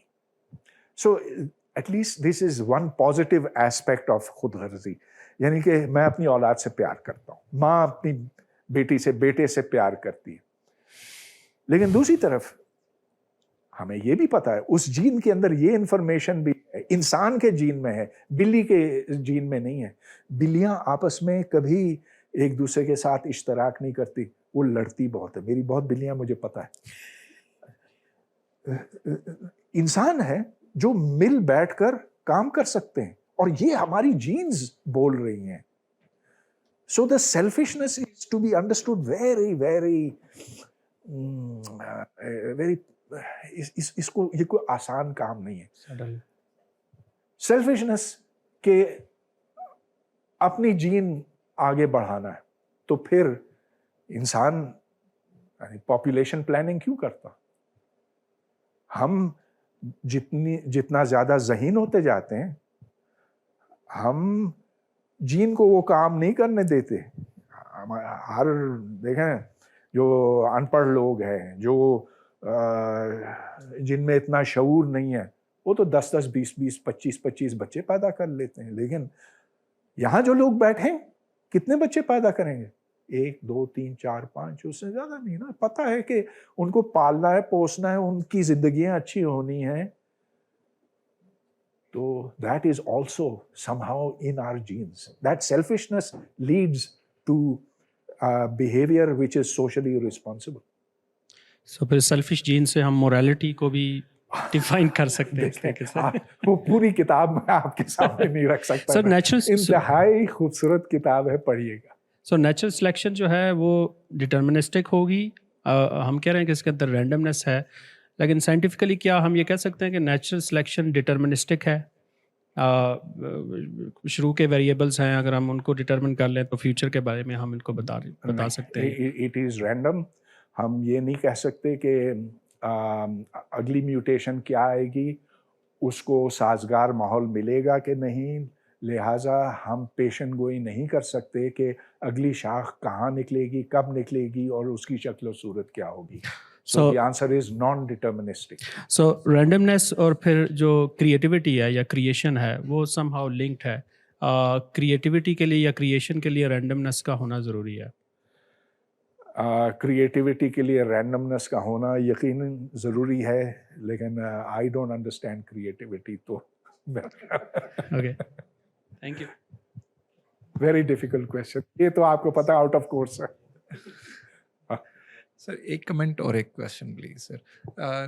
म्यूटेशंस की बात हुई सर, ब्लड डिजीज़ में हम देखते हैं थैलेसीमिया, जिसमें मोरूसी बीमारी है। ये मोरूसी के बजाय एक जिनको ख़ानदानी बीमारी नहीं है उनमें भी ये आ सकते हैं म्यूटेशंस की वजह से। अगर माँ और बाप दोनों में ये म्यूटेशन है तो बच्चों को ट्रांसफ़र होगी, और जिन बच्चों में ये माँ बाप दोनों की तरफ से आएगी उनमें मैनिफेस्ट हो जाएगी, और उनको फिर जैसे हमें पता है कि हर महीने में 2-3 दफ़ा ब्लड लगाना पड़ता है। उनकी लाइफ हमारे यहाँ तो 15-20 साल तक है, लेकिन वेस्ट में उन सर्विसेज अच्छी वहाँ ज़्यादा हैं। अभी ये है कि म्यूटेशंस यहाँ पे हम अगर कंसेंगुइनस मैरिजेस को प्रिवेंट करें तो ये बीमारी प्रिवेंट हो सकती है। स्कैंडिनेवियन कंट्रीज़ ने बिल्कुल ख़त्म कर दी, क्योंकि वो जीन पूल डाइल्यूट हो गया, वो मैनिफेस्ट नहीं होता उनकी पॉपुलेशन में। तो जो म्यूटेशंस हैं और उनकी सिग्निफिकेंस हम आम इंसान के लाइफ में इस तरह भी देख सकते हैं कि हम मोरूसी बीमारियों को प्रिवेंट कर सकते हैं, having the knowledge of those mutations. Sir viruses की बात हो रही थी, वायरसेस में भी ये म्यूटेशंस हर वक्त होती रहती हैं, जेनेटिक शिफ्ट्स हैं, ड्रिफ्ट्स हैं। अब ये लक और चांस है कि उनमें जो म्यूटेशंस आने की वजह से जो तब्दीलियाँ आई हैं वो हमारे जो लंग्स के सेल्स के ऊपर जो रिसेप्टर्स हैं उनके साथ मुताबिकत आ गई है। Now they can infect us. Bats में ये सार्स वायरसेस जो हैं, कोरोना वायरसेस, ये वेरी कॉमन। अब उनसे हम में कैसे आए, वो भी मैमल्स हैं, हम भी मैमल्स हैं, उनसे हम में कैसे आए, it's just pure luck and chance के जो वो म्यूटेशंस की वजह से जो तब्दीली आई वो हमारे लंग्स को भी मुतासर करना शुरू कर दिया उनको। इस तरह इससे पहले भी एक 1919 में भी एक स्पेनिश फ्लू की वबा आई थी, या इससे पहले प्लेग है, यानी कि काफ़ी सारी इंसान की हिस्ट्री इससे भरी पड़ी हुई है। सर दूसरा जो क्वेश्चन है मेरा सर वो आपसे, वैसे जो थैलेसीमिया की बहुत अच्छी मिसाल आपने दी, हीमोफीलिया भी उसी तरह की चीज़ थी ना? बिल्कुल सर, हीमोफीलिया की भी आजकल ऐसी थेरेपीज़ भी आ गई हैं कि जीन थेरेपी, इन जीन्स को हम करेक्ट कर लेते हैं तो ये डिजीज़ फ्री हो जाते हैं लोग सर। और दूसरी बहुत अहम बात आपने की, कज़न मैरिजेस। एक ही ख़ानदान के अंदर जब शादियाँ होंगी तब ये वो बीमारी खराबियाँ मैनिफेस्ट जो पिछली खराबियाँ थीं वो एम्पलीफाई होती चली एम्पलीफाई जाएंगी। होती जाती है। इसी तरह से तो जो पारसी हैं जो इस बड़े सगीर में होते थे, वो पूरी नस्ल अब मिट गई है या मिटने की तरफ जा रही है, क्योंकि वो अपने कबीले के बाहर किसी से शादी नहीं नहीं करते। बिल्कुल जी सर। जी सर सवाल क्वेश्चन ये सर कि हमारे यहाँ साइंटिफिक कम्युनिटी कोर्स के हद तक या फिर किताबों की हद तक तो डार्विनिज़म को एक्सेप्ट कर लेते कि हाँ जी एवोल्यूशन हुआ, लेकिन जब आप उनसे पूछते हैं कि डार्विनिज़म के बारे में क्या ख्याल है, तो वो फिर या तो उसको किसी तरीके से लगी लिपटी बातों से मान लेते हैं, या फिर बिल्कुल ही कहते हैं कि ये तो थ्योरी है, लॉ नहीं है, या फिर कह देते हैं कि प्रूवन नहीं है। तो आपके ख्याल में इसकी बेसिक रीज़न क्या है कि इवन साइंटिफिक लोग भी जिनको साइंस का थोड़ा बहुत इल्म है भी, वो भी हिचकिचाहट महसूस करते हैं डार्विनिज़म को एक्सेप्ट करने में? एवोल्यूशन को तो वो कह देते हैं कि हाँ हुई है, चलें अगर हम मान थोड़ी बहुत तो हुई है, इतना भी कह देते हैं कि हाँ थोड़ी बहुत हुई है, बट वो एक्सेप्टेंस का वो लेवल नहीं है। हालांकि हम जानते हैं कि डीएनए ने तो इसको बिल्कुल ही प्रूव कर दिया कि जी इंसान, इससे पहले भी मुख्तलिफ इंसान थे, निएंडरटल्स थे, डेनोसोवेंस थे, और उनके जेनेटिक एनालिसिस भी हो चुका है कि हमसे वो कितना रिलेटेड थे, वो हमसे इंटरब्रीडिंग भी हुई, बट उसके ऊपर कोई वो फिर एक्सेप्टेंस नहीं है। एक्सेप्टेंस नहीं है, लेकिन ख़ानदानी शजरा बनाना होता, अगर ये साबित करना होता कि हम अरब से आए हैं तो डीएनए के लिए तो आमादा हो जाते हैं।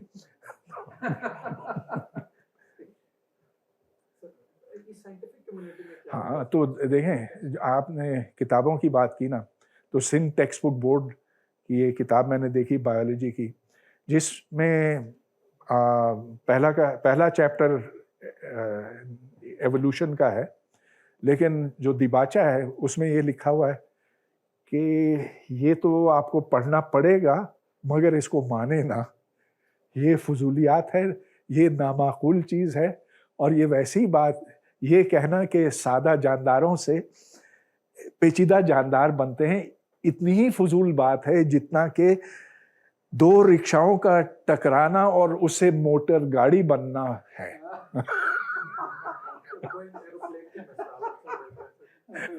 कि 3 व्हीलर है तो वो जब टकराएंगी तो उससे 4 व्हीलर एक गाड़ी बन जाएगी। तो खुदारा आप फिर बायोलॉजी पढ़ाते क्यों हैं? आप कह दें कि जरूरत ही नहीं है हमें। लेकिन एक तरफ तो साइंस भी चाहिए ना, क्योंकि वो ऊँटों पे तो अब सफर नहीं करना चाहते हैं और उड़न खटोले आजकल मिल नहीं रहे हैं, तो पता नहीं देगी कि नहीं, जिनों से आप एनर्जी भी नहीं निकाल सकें, क्योंकि बहुत से लोग हैं जो अब भी उन पे बहुत यकीन करते हैं। लेकिन आखिर वो उसी टेक्नोलॉजी का सहारा लेते हैं जो साइंस के बलबूते पे खड़ी है। तो कहते हैं ठीक है, फिर साइंस पढ़नी है मगर इस अंदाज में जैसा कि आपने बताया कि खाना पूरी, उसके सिवा कुछ नहीं। जी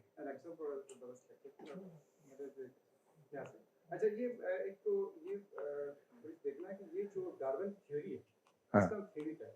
हालांकि इस वक्त वो कल्चर का, जिस तरह मेंडल के लॉज हैं, न्यूटन के लॉज थे, सर ये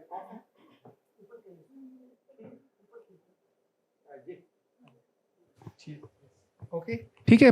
अच्छा, ये जो थ्योरी है, तो ये आप डार्विन की जिस 19वीं सदी तक तकरीबन हम लॉज ही करते रहे साइंस कम्युनिटी में थ्रू आउट, क्योंकि हम मज़हब से आए थे तो लॉज ही पे और रिलीजन वगैरह जो भी था। वो 20th सेंचुरी में जाके हमारा थोड़ा साइंटिफिक कम्युनिटी का बिहेवियर चेंज हो गया। हमने कहा कि नहीं, अब हम थ्योरी जो भी लॉ होगा लेवल पे भी होगा तो हम उसको थ्योरी ही उसको डिक्लेयर करेंगे। डार्विन की थ्योरी अभी तक थ्योरी है, जबकि मेंडल लॉ है, हालांकि उसी एरा में है। तो ये एक अजीब सा, ये क्या बाद में इसको थ्योरी का नाम दिया गया कि 20वीं सदी में एक ही क्वेश्चन? असल में आपने अपने सवाल का खुद जवाब दे दिया, क्योंकि शुरू के ज़माने में लॉ, कानून जिस पर सभी को पाबंद होना चाहिए, this is the law of the land, और वो लॉज जो हैं वो बड़े फिक्स होते थे, रिजिड होते थे। लेकिन आप देखें कि फिजिक्स के अंदर ही जो बहुत आम सी चीज़ें हैं उनको लॉ का नाम दिया गया, जैसा कि ओम्स लॉ है। ओम्स लॉ क्या है? कुछ भी नहीं है कि आप वोल्टेज लगाएं और करंट फ्लो करता है, जितना ज़्यादा वोल्टेज लगाएं उतना ज़्यादा है, तो वो एक लॉ बन गया। मगर मैक्सवेल्स थ्योरी है, मैक्सवेल थ्योरी ऑफ इलेक्ट्रोमैग्नेटिज्म, जो उससे मीलों ऊपर बहुत ज़्यादा जामे है, उसको हम थ्योरी कहेंगे। तो थ्योरी का मकाम लॉ से कहीं ज़्यादा ऊंचा है, कहीं ज़्यादा ऊंचा है।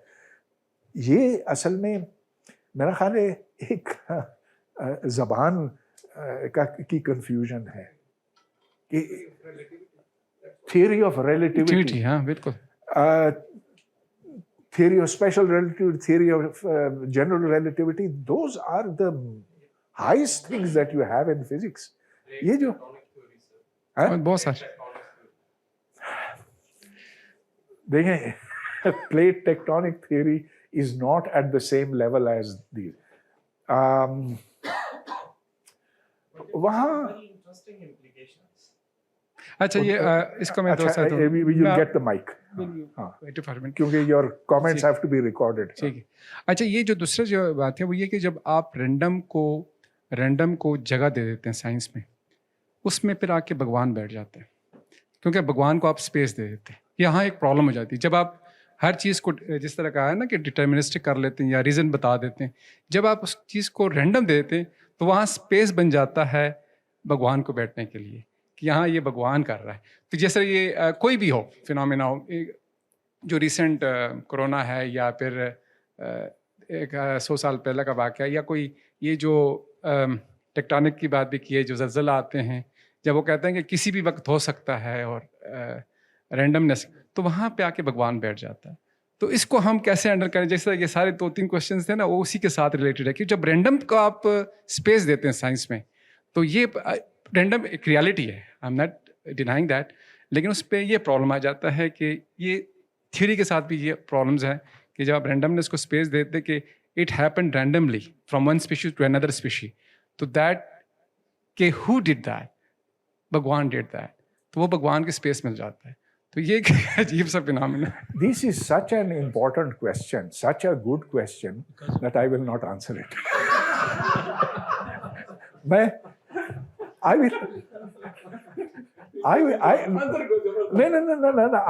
will answer it, not now, I will answer it tomorrow at 11 o'clock.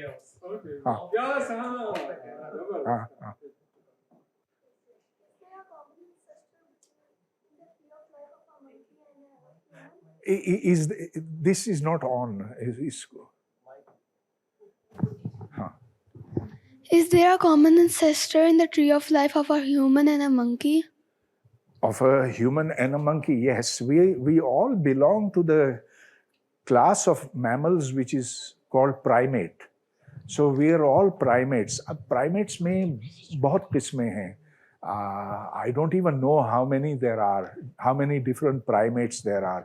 But yes, that common tree, I think I showed it also over there.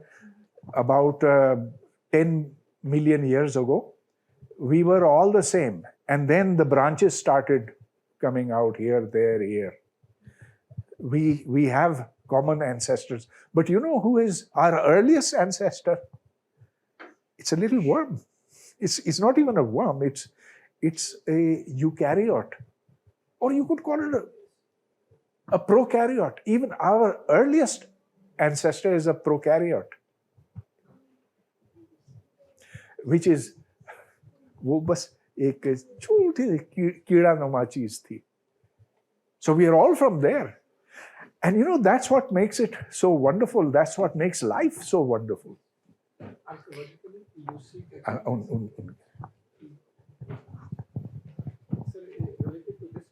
नहीं एक minute, let's you can come back to it. आप पूछना चाहें sir? एक question. हाँ. My question is, what is the black hole? That's Okay. irrelevant. So I have two answers to that. One is that a black hole is a dead star, and the other is a black hole is where you are right now and having fun. That's fine. Sir मैं आपकी बात को endorse कर रहा था कि ये जो थ्योरी है, जैसे हम नॉर्मली इसको बड़ा वो ये समझते हैं कि कोई इतना इम्पोर्टेंट नहीं है, लेकिन इसके पीछे बड़ा काफ़ी अरसे की रिसर्च शामिल होती है. यानी इसको ऐसे नहीं लिया जा सकता. इवन उसमें अभी जैसे प्लेट टेक्टोनिक थ्योरी है, उसमें जो फिजिस्ट्स और जियोलॉजिस्ट्स उन्होंने काफ़ी वर्क किया और फिर जाकर ये इम्प्लीकेशंस निकाली. जैसे इसके बारे में कहा जाता कि पहले ज़मीन एक ही थी, तमाम जो थे continents they were linked with each other, और that was called as Pangaea in Greek, और फिर आहिस्ता आहिस्ता दे ड्रिफ्टेड अवे. तो यानी ये मैं कहना चाह रहा था कि आपकी जो बात है वो बड़ी उसमें दम है कि थ्योरी को हम लोग लाइट लेते हैं, हमारे यहाँ उसको लाइट लिया जाता है, लेकिन बहुत पावरफुल चीज़ है थ्योरी. लाइक मैं बिल्कुल इत्तेफाक करता हूँ कि कॉन्टिनेंटल ड्रिफ्ट एक हकीकत है, एक काफ़ी हद तक साबित शुदा चीज़ है. लेकिन इसको थियरी, अब हम इसको थियरी कहेंगे, आई डोंट नो. देखें, ये तो एक इस्तिलाह की बात है, टेक्टोनिक थ्योरी. अब मिसाल के तौर पर हम इसको थियरी तो कहते ही नहीं है कि सूरज साकिन है, ज़मीन उसके गिर्द घूमती है. एक ज़माने में ये थियरी थी, लेकिन अब तो एक फैक्ट है, एक क्या कहें इसको, I don't know exactly how to what to call it. अब ये भी आप कह सकते हैं कि ज़मीन गोल है, एक थियरी है, the theory that the world is round, but I don't think that there's anything to be gained by calling it a theory anymore. तो उसी सेंस में कॉन्टिनेंटल ड्रिफ्ट एक साबित शुदा चीज है।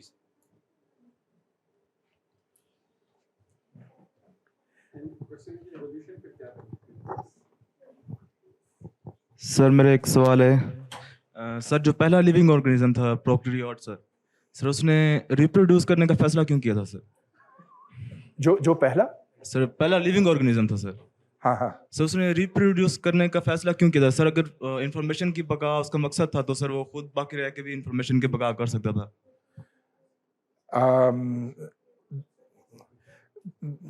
ये ख्वाहिश कहाँ से आती है कि नस्ल बढ़ाई जाए? सर पहला लिविंग ऑर्गेनिज्म सर उसके इतनी उसकी मतलब जीन्स भी उसके इंफॉर्मेशन उसके पास ज़्यादा नहीं थी सर, तो इतना वो कैसा कर सका कि देखिए reproduce कर जीन्स से पहले एक ज़माना था जब जीन्स भी नहीं थी ना। Jeans is very complicated, Dyer deoxy ribo nucleic acid, huge thing. उससे पहले सादा किस्म के प्रोटीन्स थे। अब वो प्रोटीन्स रेप्लिकेट क्यों होते हैं? वो रेप्लिकेट होते हैं क्योंकि ये मुमकिनात में से है। क्या चीज़ है माहौल में, क्या शराइत हैं जो पूरी होनी चाहिए कि वो मुख्तलिफ किस्म के प्रोटीन्स बना सके। एक प्रोटीन दूसरे प्रोटीन को किस तरह जन्म दे सकता है, उसके अंदर जो एमिनो एसिड्स हैं वो अपने मुख्तलिफ कॉम्बिनेशंस में क्यों जुड़ते हैं। तो ये सवाल बहुत ही पेचीदा है, मैं नहीं समझता हूँ कि किसी को इसकी समझ है। मगर ये कि लाइफ का एक फंक्शन है, अब मुझसे आप ना पूछे क्यों, लाइफ का फंक्शन है कि वो अपनी नस्ल आगे बढ़ाए। In fact that is what defines life. पत्थर अपने जैसे दूसरे पत्थर नहीं बनाना चाहता है, जानदार बनाना चाहते हैं। जानदार क्यों बनाना चाहते हैं? क्योंकि वो जिंदगी की एक शक्ल है। So I think this is a definition of life, that which seeks to propagate itself.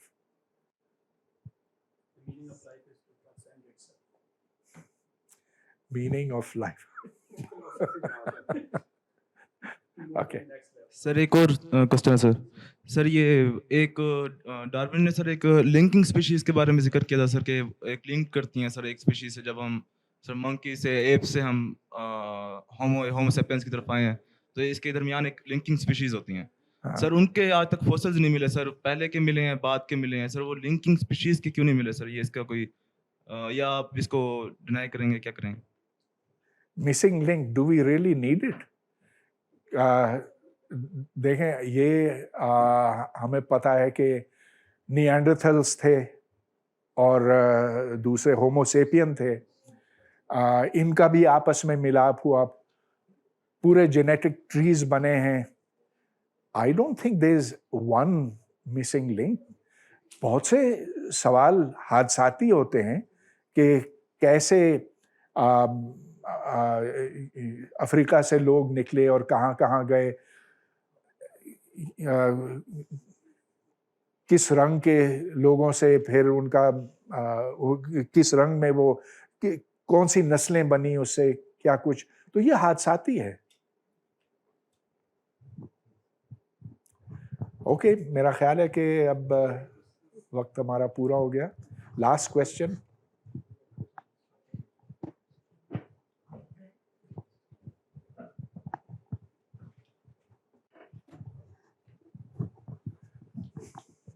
Sir एक क्वेश्चन है, evolution is blind, it's not goal directed. हम देखते हैं कि लाइफ गोल डायरेक्टेड है, इसकी एक फंक्शनैलिटी है, या जिस तरह हम जीन्स का देख लें, it has an M to propagate itself.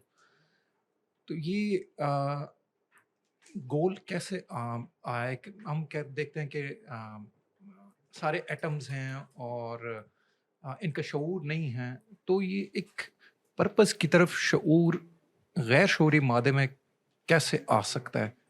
Some metaphysical question है, but I want to know your opinions. हाँ, जैसा कि आप ये नहीं कह सकते कि एक वायरस का क्या उसकी क्या ख्वाहिश है, उसकी मंजिल क्या है, सिवाय ये कि वो जो सारी चीज़ें कॉमन हैं हर जानदार में कि वो अपनी नस्ल आगे बढ़ाना चाहते हैं, वो तो एक चीज़ है ही, वो तो हम जानते हैं। लेकिन शऊर किस मुकाम पर पैदा होता है इस ज़िंदगी के शजर में, कहाँ पर आप ये कह सकते हैं कि शऊर बेदार हुआ, शऊर जन्म लेता है, ये एक बहुत ही मुश्किल सवाल है, लेकिन इसका जवाब ज़रूर होगा। इसका जवाब इसके साथ नथी है कि एक जानदार कितना कॉम्प्लेक्स है। जो सादा जानदार हैं उनमें कॉन्शियसनेस का होना मुमकिन नहीं। जैसे जैसे आप ऊपर जाते हैं एवोल्यूशनरी ट्री में, तो आपकी परसेप्शंस बढ़ती हैं, परसेप्शंस के साथ साथ शऊर बढ़ता है। तो मेरा ख्याल है बात यहाँ पर ही हमें ख़त्म करनी होगी। Thank you. ऑनलाइन क्वेश्चन, अच्छा ऑनलाइन क्वेश्चन।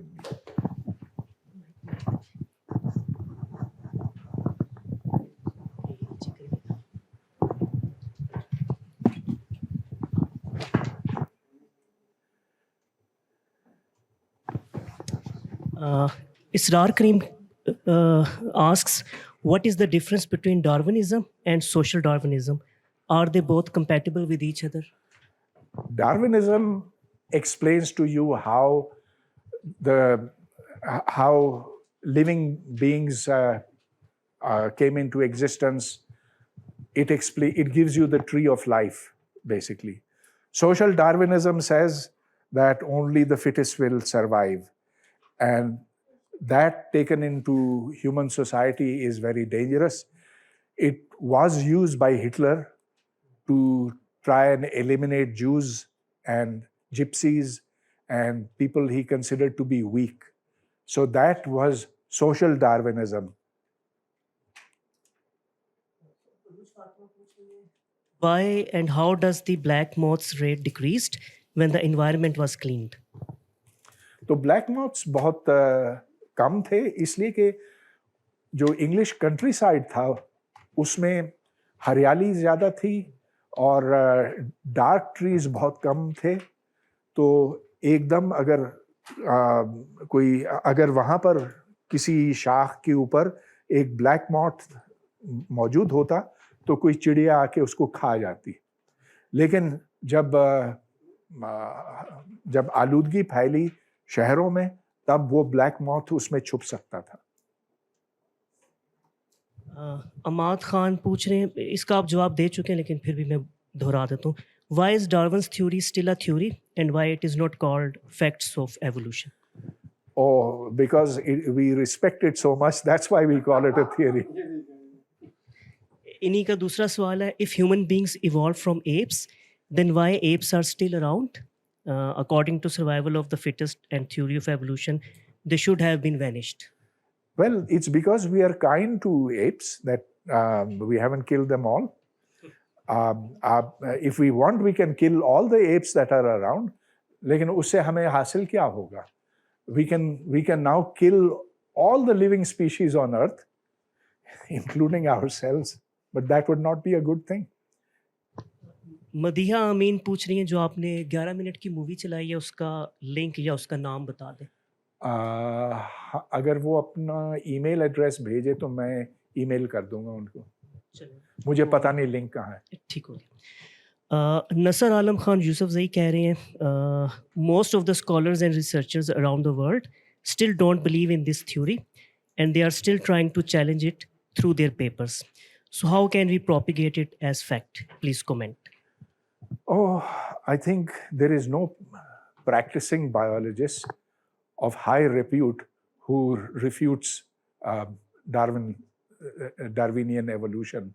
होंगे शायद मे बी 0.1%, लेकिन अगर आप इसे कबूल नहीं करते तो फिर बहुत मुश्किल है कि आप डीएनए को भी मानें, और डीएनए क्यों उसके अंदर चेंजेस आती हैं, और फिर जो अनवा और इक़साम है उनको आप समझ नहीं पाएंगे. सो it is a wrong statement to say that very few accept it.